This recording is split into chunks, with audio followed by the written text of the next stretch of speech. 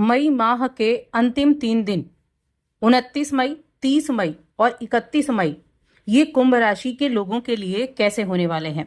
जय माता दी दोस्तों, आप सभी का स्वागत है हमारे YouTube चैनल अमृता एस्ट्रो में।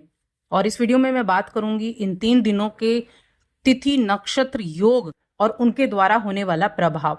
वीडियो के अंत में कुछ जरूरी उपाय के बारे में। तो देखिए, 29 मई से अगर हम शुरुआत करें तो ये जो दिन है ये गुरुवार का दिन और ये शुक्ल पक्ष की तृतीया तिथि। आद्र नक्षत्र में चंद्रमा रहेंगे, यानी चंद्रमा मिथुन राशि में है और आद्रा नक्षत्र में है। अब ये जो आद्र नक्षत्र है ये बड़ा ही तीक्ष्ण नक्षत्र होता है क्योंकि ये राहु का नक्षत्र है जहां चंद्रमा विराजमान है। मिथुन राशि में चंद्रमा गुरु बृहस्पति के साथ युति भी करेंगे तो गजकेसरी योग भी बनेगा और सर्वार्थ सिद्धि योग भी बनेगा। चंद्रमा के साथ अगर हम सूर्य की बात करें तो सूर्य रोहिणी नक्षत्र में है और वृषभ राशि में है, यानी चंद्रमा के नक्षत्र में सूर्य है। अब इस दिन का जो राहु काल का समय है ये वो समय है जब आपको किसी भी नए कार्य की शुरुआत नहीं करनी चाहिए। ये समय रहेगा दोपहर 2 बजे से 3:45 तक।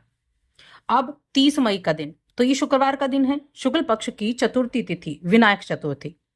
पुनर्वसु नक्षत्र में चंद्रमा रहेंगे। देखिए, शाम को 4 बजे तक चंद्रमा मिथुन राशि में है और पुनर्वसु नक्षत्र में है। ये जो पुनर्वसु नक्षत्र है ये गुरु बृहस्पति का होता है, मिथुन राशि में आता है। अब यहाँ गुरु बृहस्पति के साथ ही चंद्रमा विराजमान भी है, तो एक बहुत ही अच्छी चीज है। इसके बाद हम अगर ग्रहों योग की बात करें तो सर्वार्थ सिद्धि योग और रवि योग, दोनों योग बनेंगे इस दिन। राहु काल के समय की बात करें तो ये समय रहेगा सुबह 10:35 से 12:19 तक। अब जो 31 मई यानी कि इस महीने का अंतिम दिन है, ये दिन शनिवार का दिन है, शुक्ल पक्ष की पंचमी तिथि और चंद्रमा अपनी राशि कर्क राशि में होंगे। देखिए, चंद्रमा की जो कर्क राशि है ना, वहां पर जो नक्षत्र होता है वो होता है पुष्य नक्षत्र, और ये जो पुष्य नक्षत्र है ये शनि का नक्षत्र है और शनि मीन राशि में विराजमान है। तो एक तरह से तो चंद्रमा अपनी राशि में होंगे लेकिन शनि के नक्षत्र में होंगे। और बाकी योगों का बात करें तो वृद्धि नाम का योग बनेगा और रवि नाम का योग बनेगा। यहाँ पर हम राहु काल के समय की बात करते हैं, सुबह 8:50 से 10:35 तक राहु काल का समय रहेगा। ये हो गई हमारी ग्रहों की स्थिति। अब इसी के आधार पर हम जानेंगे इन 3 दिनों के राशिफल के बारे में। साथ में 31 मई के दिन ही जो सुख के स्वामी है शुक्र, उनका भी राशि परिवर्तन है, वो भी राशि बदलकर मेष राशि में आ जाएंगे। कहां से?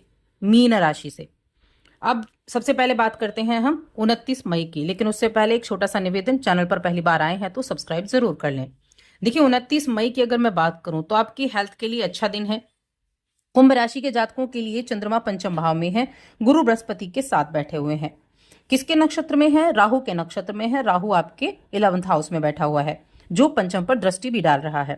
तो इसलिए एक तो आपके मित्र बनेंगे, कई तरह के आपके मन में इच्छाएं होंगी, अपनी उन इच्छाओं को पूरा करने का हर संभव प्रयास आप कर पाएंगे।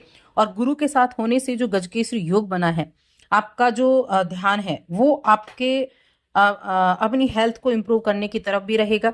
साथ में कुछ नई नई चीजें, नया ज्ञान लेना, नई चीजों से जुड़ने का भी आपका मन रहेगा। इसके अलावा अगर देखा जाए तो जो स्थिति है राहु की, राहु आपकी राशि में बैठे हुए राहु, तो राहु की जो राशि है गुरु राहु को देख भी रहे हैं। तो यहाँ अपने आप पर आपकी एक तो सोचने की क्षमता बहुत अच्छी होगी, बुद्धि बहुत अच्छे तरीके से काम करेगी, नए नए आइडियाज आपके अंदर देखने को मिलेंगे। कामकाज के मामले में भी, अपने इष्ट देव को मनाने के लिए भी, और साथ में नए मित्र बनाने के लिए, कहाँ से आप इनकम प्राप्त कर सकते हैं इसके लिए भी, कोई पुराने किए गए निवेश से आपको फायदा होने का योग भी है। अपने परिवार के सदस्यों की जरूरतों पर भी आप पूरा ध्यान दे पाएंगे। साथ में कई दिनों से अगर कामकाज में दिक्कत महसूस कर रहे थे तो उसको भी ठीक कर पाएंगे, राहत आपको मिलेगी। यानी कि फुर्सत के क्षणों में आप कोई नया काम करने के बारे में भी सोच सकते हैं, क्योंकि सोच पर सबसे ज्यादा इफेक्ट पड़ेगा। और लेकिन क्या होता है कि जब हम कई बार नए काम करने के बारे में सोचते हैं तो कामों में इतना उलझ जाते हैं कि जरूरी काम भी पीछे छूट जाते हैं, तो ऐसा ना हो इसका ध्यान रखना है। ये दिन आपकी संतान के लिए अच्छा है, अपनी संतान की चीजों पर ध्यान देंगे, संतान की शिक्षा पर ध्यान देंगे, अपने जो बड़े हैं घर के उन पर ध्यान देंगे। जब भी आप घर से बाहर निकलेंगे तो अपने बड़े बुजुर्ग के चरण स्पर्श करके निकलेंगे। जो भी घर की सबसे बुजुर्ग महिला हो, प्रतिदिन उसके चरण स्पर्श करना शुरू करें। आप देखें आपके पारिवारिक सुख और आपके फाइनेंशियल कंडीशन के लिए भी बहुत अच्छा रहेगा। अब बात करते हैं हम 30 मई के बारे में। तो 30 मई के दिन चंद्रमा जो है वो पुनर्वसु नक्षत्र गुरु के नक्षत्र में होंगे। सुबह से 3:30 बजे तक तो वो होंगे मिथुन राशि में, उसके बाद अपनी राशि में जाएंगे। अब देखिए, मिथुन राशि में जो चंद्रमा बैठे हैं बृहस्पति के साथ ही बैठे हुए हैं, तो जो भी इस राशि के जातक किसी भी तरह के फाइनेंस से जुड़े काम कर रहे हैं, शेयर मार्केट से जुड़े हुए हैं या फिर पेपर वर्क से जुड़े हुए काम कर रहे हैं, तो उनके लिए बहुत अच्छा दिन रहने वाला है। मैं कहूंगी उनके लिए उत्तम दिन रहेगा और इनकम के चांसेस भी बनेंगे। लाभ आने का योग है, पैसा जरूर प्राप्त होने वाला है, पैसा आने का जबरदस्त योग यहाँ बना हुआ है। धन संचित करने का भी योग है। परिवार के साथ थोड़ी सी बॉन्डिंग बस अच्छे से बनाकर चलेंगे तो अच्छा रहेगा। बाकी खाने पीने की चीज़ों पर थोड़ा सा ध्यान दें, खाने पीने की चीज़ों को पर ध्यान देंगे तो अच्छा है। इसके अलावा अगर देखा जाए तो कोई कंपटीशन वगैरह है, अगर आपका कोई भी कंपटीशन में अगर आप जल्दी में ही बैठने वाले हैं तो अपने एफर्ट डालना शुरू कर दें। वहां अच्छे रिजल्ट आपको तभी मिल सकते हैं जब आप बहुत अच्छे एफर्ट डालते हैं। आपकी शिक्षा की अगर बात है, करियर की अगर बात है और आपको कोई कंफ्यूजन है तो किसी सलाहकार से सलाह जरूर लें, क्योंकि उसके द्वारा दी गई सलाह आपको बहुत मदद मिलेगी। इसलिए मन में संकोच ना करें। ध्यान रहे कि गलत राह पर चलने से अच्छा है कि आप पहले ही सलाह ले लें, ताकि आपको एक उचित राह मिल सके। कुछ महत्वपूर्ण व्यावसायिक लेन देन होंगे, चाहे वो व्यक्तिगत हो चाहे व्यावसायिक हो। अपनी बौद्धिक क्षमता का परिचय देंगे और अपने किसी पुराने उधार को भी आप इस दिन चुका सकते हैं। तो कहने का मतलब है ये दिन भी आपके लिए कई मायनों में अच्छा रहेगा। शिक्षा के मामले में अच्छा है, प्रेम जीवन के मामले में अच्छा है, वैवाहिक जीवन ठीक ठाक है, इच्छाओं को पूरा करने के लिए है, लाभ प्राप्ति के लिए है, धन को संचित करने के लिए है। तो कई मामलों में आज का दिन अच्छा है। अब मैं बात करूंगी इस महीने के अंतिम दिन 31 मई के बारे में। 31 मई शुक्र का राशि परिवर्तन आपके तीसरे भाव में होगा। दूसरे भाव से निकलकर तीसरे भाव में आ जाएंगे शुक्रदेव। और जो चंद्रमा की स्थिति है वो आपके छठे घर में है। बैठे कहाँ हैं? शनि के नक्षत्र में, पुष्य नक्षत्र में। शनि कहाँ है? दूसरे घर में, आपकी राशि के स्वामी और आपके 12वें घर के स्वामी।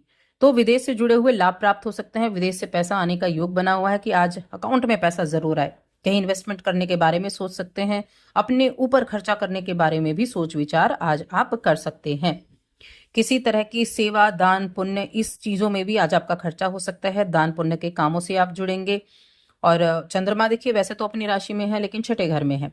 अपनी राशि में है तो यहाँ मैं कहूंगी थोड़ा सा हेल्थ का भी ध्यान रखें। हेल्थ संबंधी प्रॉब्लम हो सकती है। मन में किसी न बात को लेकर कुछ चीजें रह सकती हैं, जिसकी वजह से आप थोड़ा सा डिस्टर्ब होते हुए दिखाई दें।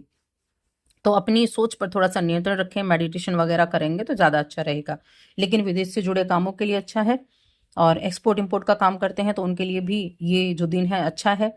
अगर आपका जो ट्रैवल वगैरह इस दिन हो सकते हैं, क्योंकि यहाँ यात्रा का योग बना हुआ है। विदेश यात्रा करना चाहते हैं तो कुछ पेपर वर्क आज आपको करने पड़ सकते हैं, तो उसके लिए अच्छा है।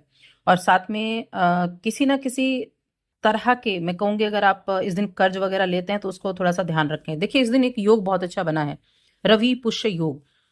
रवि पुष्य नहीं, पुष्य योग इस दिन बना हुआ है। अभी पुष्य नक्षत्र जो होता है, इस नक्षत्र में किसी भी तरह की खरीदारी करना, भूमि भवन की खरीदारी करना, कोई वाहन वगैरह खरीदना बहुत अच्छा माना जाता है। लेकिन क्योंकि ये शनिवार का दिन भी है तो थोड़ा सा मुहूर्त के हिसाब से कार्य करेंगे तो अच्छा रहेगा। कि लेकिन ये दिन आपके लिए किसी ना किसी तरह के ऐसे दयालु प्रवृत्ति का आपको बनाएगा, धार्मिक प्रवृत्ति का आपको बनाएगा और कुछ ऐसी चीजों में योगदान देने के लिए आप बहुत ज्यादा मोटिवेट रहेंगे, जहां दान कर सकें, दूसरों की सेवा कर सकें, ऐसी चीजों की तरफ आप ज्यादा रहेंगे। उपाय के तौर पर क्या उपाय कर सकते हैं? तो यही आपके लिए उपाय भी है कि दान धर्म की चीजों से जुड़े लोगों की सहायता करते हुए दिखाई दे।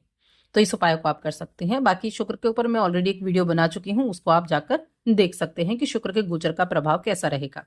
तो बस आज की इस वीडियो में इतना ही। वीडियो कैसी लगी हमें कमेंट करके जरूर बताएं।